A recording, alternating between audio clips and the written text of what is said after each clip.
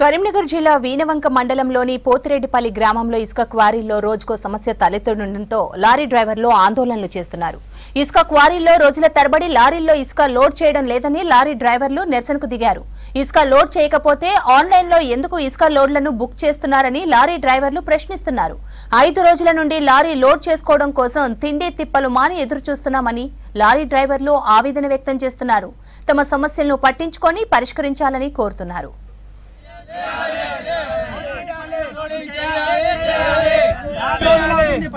మా గోసాలు ఎవరు అడుగుతలేరు, మా బాధలు ఎవరు అడుగుతలేరు. మాకు మంచినీళ్ళు తాగడానికి మంచినీళ్ళు దొరకలేవు, తిండి దొరకలేదు. మా గోసాలు ఎవరు పట్టుకుంటలేరు. అధికారులు దయచేసి డబ్బులు ఇచ్చిన వారికి మాత్రమే ఇసుక లారీల్లో లోడ్ చేస్తున్నారని, డబ్బులు ఇవ్వని వారి లారీలను లోడ్ చేయడం లేదని ఆరోపిస్తున్నారు. తాము దూర ప్రాంతాల నుండి ఇసుక లోడ్ కోసం వస్తే ఇక్కడ ఇసుక క్వారీ సిబ్బంది ఒక్కో లారీకి 1000 రూపాయలు తీసుకొని లోడ్ చేస్తున్నారని, డబ్బులు ఇవ్వని వారి లారీలు లోడ్ చేయడం లేదని ఆరోపిస్తున్నారు.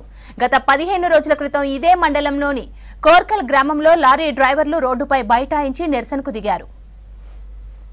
దయచేసి వెంటనే పోతిరెడ్డిపల్లిలో లోడింగ్ చేయాలి.